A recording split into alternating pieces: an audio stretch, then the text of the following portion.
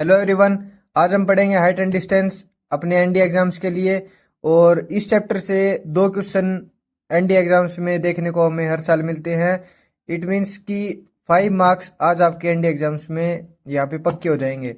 120 question में से दो क्वेश्चन यहाँ से आएंगे और यहाँ से 5 नंबर आज आपके पक्के हो जाएंगे। तो इसमें सबसे पहले हम देखते हैं इसके की पॉइंट्स क्या क्या होते हैं। हाइट एंड डिस्टेंस के की पॉइंट्स होते हैं angle of elevation, angle of depression और टेंजेंट थीटा। ये इसके की पॉइंट्स होते हैं 3। अब चौथा क्या, angle of elevation equals to angle of depression. How, ये कैसे हो गया? अगर अपने पास एंगल ऑफ एलिवेशन डिप्रेशन के इक्वल आ गया तो अपना एनडी एग्जाम्स में हाइट एंड डिस्टेंस का क्वेश्चन सिर्फ और सिर्फ 20 सेकंड का रह गया। डायग्राम ड्रॉ हुआ और उसके बाद डायरेक्ट आंसर, डायग्राम ड्रॉ हुआ डायरेक्ट आंसर। क्योंकि अगर ये इक्वल है तो हमें तो कुछ करना ही नहीं, सीधा टेंजेंट थीटा में वैल्यू पुट करनी और अपना आंसर निकालना है। तो हाइट एंड डिस्टेंस में सबसे पहला पॉइंट है angle of elevation. Angle of elevation क्या होता है? एंगल ऑफ एलिवेशन होता है जो हम किसी ऑब्जेक्ट को, किसी बिल्डिंग को, ए बी लेट से कोई बिल्डिंग है, टावर है, उसको हम कहीं दूर लैंड पे खड़े होकर ऊपर टॉप को देख रहे हैं। तो जो टॉप को देख रहे हैं और ग्राउंड से जो एंगल बनता है उसको थीटा बोलते हैं। वो थीटा एंगल ऑफ एलिवेशन होता है। एंगल ऑफ एलिवेशन होता है जो एंगल ग्राउंड पे खड़े होके किसी बिल्डिंग के टॉप को देख रहे हैं तो उस ग्राउंड के विद रिस्पेक्ट में टॉप, बिल्डिंग के टॉप का एंगल थीटा, वो एंगल ऑफ एलिवेशन होता है। ठीक है, समझ गए ये बात। नेक्स्ट आता है अपना angle of depression. Angle of depression क्या होता है? एंगल ऑफ डिप्रेशन होता है हम किसी बिल्डिंग के टॉप पे खड़े हैं। अभी अपनी ये ए बी सी, अपनी ए बी कोई बिल्डिंग है। अब लेट्स से कि यहाँ पे कोई, तुम खड़े हो अपने 3rd फ्लोर पे, तुम खड़े हो अपने बिल्डिंग के टावर के 3rd फ्लोर पे, तुम खड़े हो। तुम्हारा दोस्त तुम्हें मिलने आया है, वो नीचे खड़ा है। वो नीचे से आवाज़ लगा रहा है तेरे घर पे, आपके घर पे। अगर वो नीचे से आवाज़ लगा रहा है तो वो हो गया एंगल ऑफ एलिवेशन, क्योंकि वो ऊपर मुंह करके देख रहा है। और वही चीज़ अगर आप बालकनी में निकल के उसको देख रहे हो, बालकनी में निकल के अगर आप उसको देख रहे हो तो वो आपका एंगल ऑफ डिप्रेशन हो गया। जो आप 3rd फ्लोर पे खड़े होके आप अपने फ्रेंड को देख रहे हो नीचे, तो आपका तो विद रिस्पेक्ट टू ग्राउंड हो गया एंगल ऑफ डिप्रेशन। और आपका फ्रेंड जो आपको देख रहा है 3rd फ्लोर पे नीचे से, ग्राउंड से, वो हो गया आपका एंगल ऑफ डिप्रेशन। हो गया। आगे बात, इतनी बात समझ में आ गई? आगे भाई, अभी नेक्स्ट क्या चलते हैं? नेक्स्ट चलते हैं relation between angle of elevation and angle of depression. Angle of elevation और डिप्रेशन में क्या कॉमन है? अगर अपने पास ये सेम आ गया, इनमें कोई रिलेशन आ गया, तो हमें पता है कि हम कोई भी एंगल ऑफ एलिवेशन डिप्रेशन दिया तो हमें एग्जाम में सोचना नहीं पड़ेगा कि ये नीचे का एंगल लेऊं या ऊपर का एंगल लेना है। उसमें हमें डायरेक्ट ये हो जाएगा कि कोई भी एंगल हो, हमें यही एंगल लेना है। तो उसमें रिलेशन के लिए क्या करते हैं, हमने देख लिया, अब इन दोनों को मीट कर लिया। अब यहाँ पे ए बी सी, अब आप अपने 3rd फ्लोर पे खड़े हो और आप नीचे आपका फ्रेंड खड़ा है। अब नीचे से आपका फ्रेंड आपको देख रहा है तो वो एंगल ऑफ एलिवेशन कर रहा है। अब ऊपर से आप अपने फ्रेंड को देख रहे हो तो आप एंगल ऑफ डिप्रेशन कर रहे हो। हमने दोनों को मिला दिया। अब ये देखो, कोई भी ये एंगल है, ये एंगल और ये एंगल ऑपोजिट इंटीरियर एंगल्स होते हैं, तो ये एंगल इक्वल हो गए। अगर अपने पास ये एंगल और ये एंगल इक्वल हो गया तो एंगल ऑफ एलिवेशन और एंगल ऑफ डिप्रेशन दोनों सेम हो गए। हो गए सेम। फिर से समझो इस बात को। कैसे समझा हमने? कि एंगल ऑफ डिप्रेशन होता है अपना जो एंगल यहाँ पे हम बनाते हैं किसी हाइट पे, जब नीचे देखते हैं तब एंगल ऑफ डिप्रेशन बनता है। तो ये एंगल ऑफ डिप्रेशन हो गया। हो गया। एंगल ऑफ एलिवेशन क्या होता है? एंगल ऑफ एलिवेशन होता है जो हम नीचे से ऊपर देखते हैं, तो एंगल ऑफ एलिवेशन हो गया। अब ये देखो, एंगल ऑफ एलिवेशन को भूल जाओ, अपने पास सिर्फ एंगल ऑफ डिप्रेशन है। एंगल ऑफ डिप्रेशन है तो ये एंगल थीटा है, तो ये एंगल भी थीटा होगा। जो अपनी प्रॉपर्टीज होती है ट्रायंगल की, उन प्रॉपर्टी के हिसाब से ये एंगल थीटा है। तो अगर वो प्रॉपर्टीज के हिसाब से ये एंगल थीटा है तो अपना एंगल ऑफ एलिवेशन और एंगल ऑफ डिप्रेशन दोनों सेम होंगे। क्या होगा? अपना angle of elevation equals to angle of depression होगा। ये एक बहुत इंपॉर्टेंट रिजल्ट है, बहुत बहुत इंपॉर्टेंट रिजल्ट है, इंपॉर्टेंट वेरी इंपॉर्टेंट रिजल्ट है ये। Angle of elevation equals to angle of depression. आज हमें इस नई बात का पता लग गया। ये बात मैक्सिमम बच्चों को नहीं पता होती। जो भी एग्जाम्स में क्वेश्चन दिया होता है उसमें हम सोचते हैं कि एंगल ऑफ एलिवेशन लूँ, एंगल ऑफ डिप्रेशन लूँ। कई बार ये डायरेक्ट लिखा होता है कि an object is making an angle of 60 degree. अब वो ये नहीं पता लगता कि एंगल ऑफ एलिवेशन है या एंगल ऑफ डिप्रेशन है। बट हमें अगर ये पता लग गया कि वो एंगल 60 डिग्री है, तो हम डायरेक्ट ये नीचे का एंगल ले लेंगे, एंगल ऑफ एलिवेशन ही ले लेंगे उसको कि 60 डिग्री है। हमें उसमें ये नहीं देख रहा कि ये वाला एंगल 60 है या ये वाला एंगल 60 है। हमें डायरेक्ट अगर एंगल 60 भी दे दिया तो हम डायरेक्ट लिख देंगे ये एंगल 60 है, ये एंगल 60 है, हम डायरेक्ट लिख देंगे। और यहीं से अपना फॉर्मूला टेंजेंट थीटा लगा देंगे। हाइट एंड डिस्टेंस में सिर्फ और सिर्फ दो फॉर्मूले याद कर लो, एक तो टेंजेंट और एक साइन। मैक्सिमम यूज होता है टेंजेंट। एक दो केस होते हैं जिनमें साइन फॉर्मूला का यूज होता है, वो केस मैंने पहले ही लिख लिया, आप सबको बता दूंगा वो केस। अदरवाइज 99% केस में टेंजेंट थीटा का यूज होता है। जब भी हाइट एंड डिस्टेंस का क्वेश्चन पेपर में आए, डायरेक्ट टेंजेंट थीटा लगाओ, अपना डायग्राम बनाओ, उसके बाद डायरेक्ट टेंजेंट थीटा लगा के उसको सोल्व कर दो। 20 सेकंड के अंदर आपका हाइट एंड डिस्टेंस सोल्व हो जाएगा। एक भी क्वेश्चन ऐसा नहीं होगा जो आप सोल्व ना कर पाओ।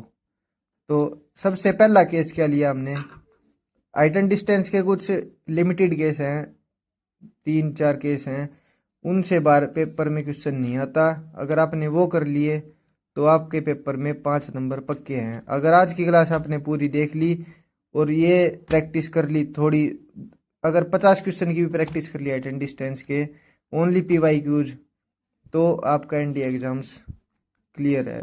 5 नंबर आपके पक्के हैं यहाँ पे। केस 1 क्या होता है, लैडर विंडो।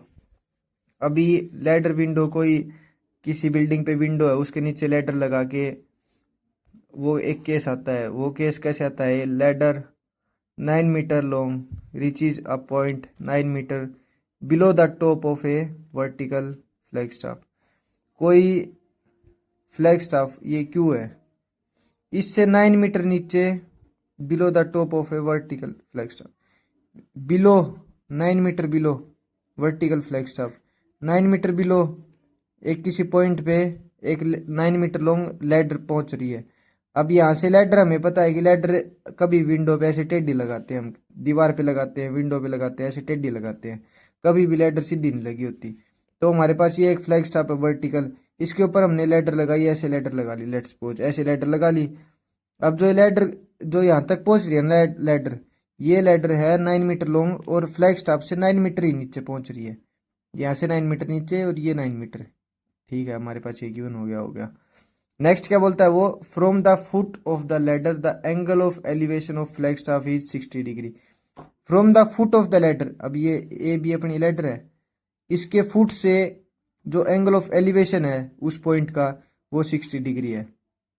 ठीक है, इसमें तो इन्होंने एंगल ऑफ एलिवेशन दे दिया, तो एंगल ऑफ एलिवेशन में पता है कि ये वाला एंगल होता है नीचे वाला, तो हमें लिख दिया कि ये 60 डिग्री हो गया। फ्लैग स्टाफ का एंगल ऑफ एलिवेशन 60 डिग्री हो गया। इन्होंने क्या पूछा है, what is the height of the flag staff.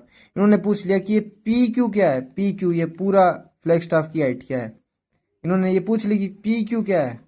अभी हमने देखना है, इस 9 मीटर से हमें अभी कोई यूज नहीं है, हमें यूज है सिर्फ और सिर्फ इस ट्रायंगल से। इसका यूज होगा बाद में। सबसे पहले हम हाइट एंड डिस्टेंस का क्वेश्चन सोल्व करने में एक ट्रायंगल को ढूंढेंगे कि ट्रायंगल कहाँ है जिससे हमारा क्वेश्चन सोल्व होगा। अब ये ट्रायंगल यहाँ पे फॉर्म हो रही है। अभी ये फ्लैग स्टाफ की हाइट के लिए अपने को PQ की वैल्यू चाहिए। PQ में BQ तो अपने पास गिवन है, अब PB निकालना है। और हमें पता है कि PB क्या है, PB है अपना ABP, इस ट्रायंगल का हिस्सा है। इस ट्रायंगल में अपने पास एक साइड गिवन है, एक एंगल गिवन है, एंगल और एक साइड गिवन है, अपने को निकालना PB है। PB क्या है अपना इस ट्रायंगल का अपना परपेंडिकुलर है भाई। हमें पता है कि जो PB है वो इस ट्रायंगल का परपेंडिकुलर है। अपने को गिवन क्या है, हाइपोटेन्यूज गिवन है, हाइपोटेन्यूज गिवन है, परपेंडिकुलर अपने पास निकालना है, और एक एंगल 60 गिवन है। तो परपेंडिकुलर हाइपोटेन्यूज का यूज हम किस फॉर्मूला में करते हैं, उसका यूज हम करते हैं साइन फॉर्मूला में। तो यहाँ पे साइन 60 क्या हो गया, साइन 60 लगाया हमने, साइन 60 क्या हो गया, परपेंडिकुलर बाई हाइपोटेन्यूज। परपेंडिकुलर क्या है, पीबी, परपेंडिकुलर क्या है, पीबी। हाइपोटेन्यूज क्या है, हाइपोटेन्यूज है अपने पास ए बी। अभी साइन 60 क्या होता है, √3/2 होता है। परपेंडिकुलर पी बी अपने को फाइंड करना है, ठीक है, पी लिख दिया।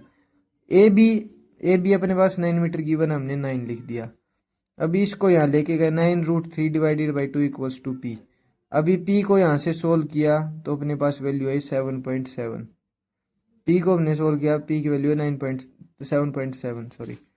देयरफॉर हाइट क्या होगी, ये टोटल हाइट अपने को निकालनी थी, P Q, height of flag staff, ये पी क्यू निकालनी थी। पी क्यू क्या हो गया, 9 + 7.7, 9 ये ऊपर की हाइट और 7.7 ये आई, तो 9 + 7 16.7। अब ये क्वेश्चन देख लो, हाइट एंड डिस्टेंस का कितना बड़ा है, 5 लाइन में क्वेश्चन आया। इसका सॉल्यूशन सिर्फ और सिर्फ 1 2 3 और 4 लाइन का, 4 लाइन का ये मैं सिखा रहा हूं तो मेरे पास 4 लाइन लगी। पेपर में सोल्व करोगे तुम 2 लाइन के अंदर ये क्वेश्चन सोल्व कर दोगे। 2 लाइन को लिखने में तुम्हारे 20 सेकंड से ज़्यादा नहीं लगेंगे। तो याद तुम्हारे यहाँ पे एनडी एग्जाम के 2.5 मार्क्स पूरे कंप्लीटली तुम्हारे हाथ के अंदर है, 2.5 मार्क्स। इससे बाहर ये क्वेश्चन PYQ से उठा के मैंने डायरेक्ट लिखा है, PYQ क्वेश्चन है ये एनडी एग्जाम्स का PYQ। तो अगर एनडी एग्जाम्स में ये क्वेश्चन पूछा जा रहा है तो इसको करने में क्या ज़्यादा समय लग रहा है, क्या ज़्यादा डिफिकल्टी आ रही है, कुछ डिफिकल्टी नहीं आ रही। 20 सेकंड से ज़्यादा का टाइम नहीं लग रहा। 4 लाइन के अंदर मैंने क्वेश्चन सोल्व कर दिया। अगर तुम सोल्व करोगे तो 3 लाइन के अंदर, 2 लाइन के अंदर सोल्व कर दोगे 20 सेकंड के अंदर। चलो अब नेक्स्ट क्वेश्चन। नेक्स्ट केस क्या होता है इसका, नेक्स्ट केस अपने को गिवन होता है, एक मूविंग बोट है, कोई रिवर है, उस रिवर में कोई बोट चल रही है। तो उस बोट से कोई बिल्डिंग से उस बोट को देख रहा है, तो पहले कुछ एंगल था, फिर बोट थोड़ी दूर चली गई तो फिर कुछ और एंगल बनाया उसने, ठीक है, ऐसा केस होता है। तो केस में क्या क्वेश्चन है, ये PYQ का क्वेश्चन है भाई, ये PYQ का क्वेश्चन है, ये डायरेक्ट मैं उठा के यहाँ पे लिख लिया statement. A moving boat is observe from the top of A Cliff. कोई क्लिफ है, कोई टावर है, 150 मीटर हाइट है उसकी। तो एक मूविंग बोट को हमने ऑब्जर्व किया, उस हाइट पे खड़े होके, उस टावर की हाइट पे खड़े होके हमने किसी मूविंग बोट को देखा, ठीक है, हमने देखा। उसके बाद उन्होंने क्या बोल दिया, angle of depression of the boat changes from 60 degree to 45 degree in 2 minutes. Angle of depression, इन्होंने क्या बोल दिया, एंगल ऑफ डिप्रेशन। अब हम ऐसे लाइन ड्रॉ करते, ऐसे ऐसे ऐसे ऐसे ऐसे, ये तो भाई 60 है, ये 45 है।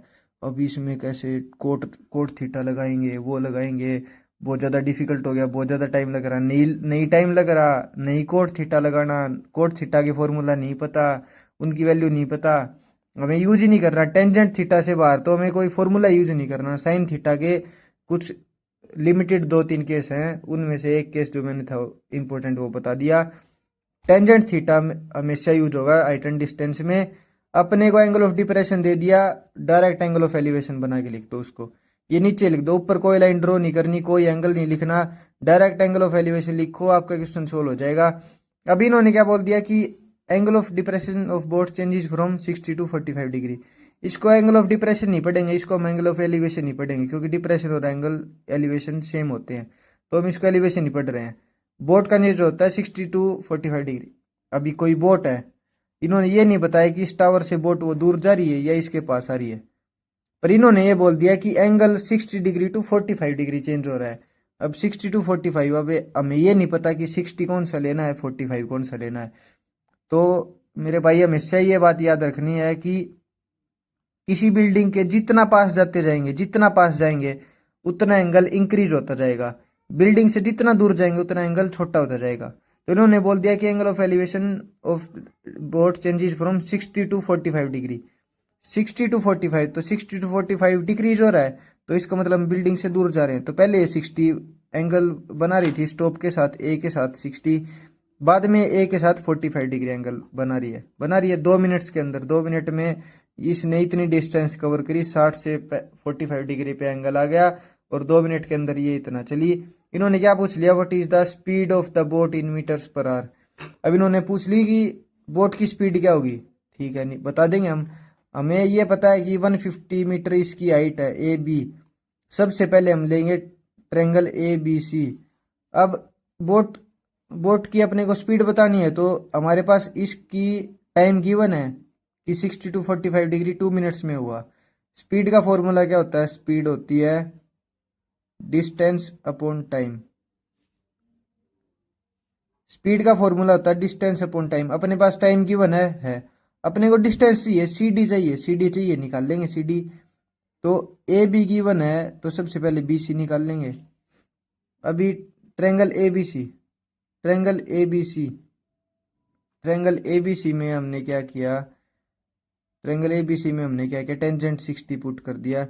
टेंजेंट 60 पुट करने के बाद क्या आया, टेंजेंट 60 क्या होगा यहाँ पे, perpendicular upon base A B upon B C, A B upon B C tangent 60 हो गया। टेंजेंट 60 की वैल्यू क्या होती है, √3 इक्वल्स टू ए बी क्या है अपने पास 150 है, बी सी अपने को निकालना है। इसको यहाँ से सोल्व करके हमने जब बी सी को निकाला तो 150 डिवाइडेड बाई √3 इसकी वैल्यू आ गई, आ गई। अभी नेक्स्ट इस पूरी के पूरे के अंदर हमने क्या लगा लिया, ए डी बी के अंदर हमने क्या लगा लिया, टेंजेंट 45, टेंजेंट 45 लगा लिया। तो A B upon D B क्या आ गया, इसका टेंजेंट 45 आ गया, क्योंकि परपेंडिकुलर अपॉन बेस। अब 45 डिग्री है, ये एंगल इस डी सी एंगल नहीं है, ये एंगल है डी टू बी, ये एंगल है ए डी बी है, ये 45 ए डी सी नहीं है, ये बी तक का होता है। तो टेंजेंट 45 की वैल्यू 1 होती है। तो A B divided by D B, A B क्या है अपने पास 150, डी बी क्या आ जाएगा, यहाँ से डी बी को यहाँ लेके A B equals to D B, ये आ गया अपना 150 मीटर। तो डी बी क्या है, डी बी है D C plus C B, D C plus C B अपना डी बी है। तो डी सी की वैल्यू अपने को ये वैल्यू चाहिए, ये वैल्यू है अपने पास, ये चाहिए, जिससे ये पता लगती है अपनी डिस्टेंस आ गई, टाइम अपने पास गिवन है, स्पीड आ जाएगी। तो डी सी क्या है, D B minus C B. तो डी बी क्या है, डी बी है 150 माइनस सी बी क्या है, सी बी हमने यहाँ निकाला था, बी सी हमने यहाँ निकाला था 150 डिवाइडेड बाई √3, 150 डिवाइडेड बाई √3। जब हमने इसको सोल्व किया तो अपने पास डी सी की वैल्यू आई 63.39, अपने पास डी सी की वैल्यू आई 63.39। अभी तो स्पीड क्या होती है, डिस्टेंस अपॉन टाइम होती है। डिस्टेंस क्या आ गई, डिस्टेंस आ गई जो ये थी डी सी अपने को ये डिस्टेंस थी, ये डिस्टेंस आई अपनी 69.39, 69.39 डिवाइडेड बाई टाइम। अब टाइम इन्होंने क्या बोल दिया, एक यूनिट बोल दी इन्होंने, speed of the boat in metre per hour, metre per hour. 2 minutes हैं, 2 मिनट्स को आर में कन्वर्ट करेंगे तो 2/60 हो गया। अब 69.39 इंटू 60 डिवाइडेड बाई 2 किया तो इसका आंसर आ गया 1901.9 मीटर पर आवर। ये क्वेश्चन PYQ में पूछा गया है, ये क्वेश्चन PYQ में पूछा गया है। ये मैं आपको सिखा रहा हूँ तो मेरे को लगे यहाँ सिखाने में 2 मिनट, पर जब आप पेपर में सोल्व करोगे तो आप 1 मिनट से ज़्यादा का टाइम इसमें नहीं लगाओगे। वैसे तो हाइट एंड डिस्टेंस में 20 सेकंड से ज़्यादा नहीं लगते, बट ये क्वेश्चन थोड़ा लेंदी था, हाइट थोड़ा अच्छा क्वेश्चन था, इसलिए हमें 1 मिनट लग जाएगी। तो सबसे पहले टेंजेंट निकाला, उसके बाद डायरेक्ट ये डिस्टेंस निकाल के, हमें डिप्रेशन से कुछ नहीं लेना, हमें सिर्फ एलिवेशन है, हर जगह सब एंगल एलिवेशन है। हाइट एंड डिस्टेंस के क्वेश्चंस में डिप्रेशन एंगल कोई है ही नहीं। और हमने यहाँ एक और बहुत प्यारी चीज़ देखी, वो देखी कि टेंजेंट अगर 45 डिग्री एंगल गिवन है ना, अगर 45 गिवन है तो ए बी और डी बी बराबर हैं, ये वाला और ये वाला बराबर है। अगर 45 डिग्री एंगल दे दिया तो उसको टेंजेंट लगाने की भी ज़रूरत नहीं है, जो यहाँ पे हाइट है, जो यहाँ पे डिस्टेंस है वही ये है। अगर ये वाली गिवन है तो जो ये है वही ये है, अगर एंगल 45 है। तो ये भी एक बहुत प्यारी चीज़ होती है टेंजेंट, ये अपना टाइम सेविंग होती है, अपने को इतना बड़ा कुछ कंसेप्ट लगाना ही नहीं है, ये सब अपना कैंसिल हो जाएगा क्योंकि 1 होता है। तो ये अगर 150 है तो ये भी 150 है। ये बस मैं आपको सिखा रहा था इसलिए मैंने बता दिया, आगे से याद रखना। अगर टेंजेंट 45 है तो जो ये इस बिल्डिंग की हाइट है वही इसके लास्ट पॉइंट तक हाइट है। तो ये अपना केस हो गया। अब सेकंड है, सेकंड केस हो गया। अब नेक्स्ट थर्ड केस है मूविंग और टू पोल्स। कोई दो पोल्स दे दिए या फिर कोई एरोप्लेन का दे दिया केस। ऐसे केसेस में क्या होता है कि two poles are 10 metre and 20 metre आई। अपने पास दो पोल्स दिया, एक तो 10 मीटर और एक 20 मीटर। ठीक है, अभी the line joining there tops makes an angle of 45 degree. जो उनके टॉप को मैच कर रही है लाइन, जो उनके टॉप को मीट कर रही है लाइन, वो लाइन 45 डिग्री एंगल एक्सटेंड कर रही है विद ओरिजोनटल। ओरिजोनटल के साइड ये 45 डिग्री एंगल कर रही है, ओरिजोनटल के साइड ये 45 डिग्री का एंगल ड्रॉ कर रही है। तो distance between the poles is approximately equal to, तो इन बी क्यू, इन दोनों पोल्स के बीच की डिस्टेंस को फाइंड करना है। जो ये डिस्टेंस है वही ये डिस्टेंस है। ठीक है, ये बात तो बिल्कुल सही है। हमने मान लिया कि बी क्यू और पी सी ये दोनों सेम है, हमें पता है, क्योंकि जो इनके बीच की डिस्टेंस है वही इनके बीच की डिस्टेंस है। तो यहाँ से हम इस ट्रायंगल, हमें हाइट एंड डिस्टेंस का क्वेश्चन सोल्व करना है, तो सबसे पहले तो वो ट्रायंगल लेंगे हम जिसे हमें सोल्व करना, और सिर्फ टेंजेंट लगा देंगे। ट्रायंगल लेंगे और टेंजेंट लगा देंगे। अब यहाँ पे टेंजेंट 45, टेंजेंट 45 अपने को पता है, टेंजेंट 45 होता है AC/PC, पता है। टेंजेंट 45 हो गया AC/PC। टेंजेंट 45 1 होता है। AC क्या है, AC अपना 10 है। PC अपने को निकालना है, तो PC क्या आ गया, यहाँ पे लेके गए PC को, तो PC आ गया 10 मीटर। जो ये हाइट है वही ये आ गया। तो ये क्वेश्चन आपका PYQ में पूछा गया है। तो इस क्वेश्चन को करने में अपने को 5 सेकंड नहीं लगी, 5 सेकंड नहीं लगी। हमें पता है कि टेंजेंट 45 में हमें तो पेन का यूज भी नहीं करना, डायरेक्ट पेन का यूज करना है OMR में सर्कल करने के लिए, कि टेंजेंट 45 की जो हाइट की बने वही उसकी बेस की लेंथ हो जाएगी। तो टेंजेंट 45 के केस में तो अपने को पेन उठाना और डायरेक्ट OMR भर देनी, पेन उठाना और डायरेक्ट OMR भर देनी। OMR भरने में आप 1-2 सेकंड लगा रहे हो, वही आपका टाइम लगा है। तो जो आज हमने हाइट एंड डिस्टेंस का कंप्लीट चैप्टर किया, इस हाइट एंड डिस्टेंस चैप्टर में इनसे बाहर कोई क्वेश्चन पेपर में नहीं आता। आज आपके 5 नंबर पक्के हो गए।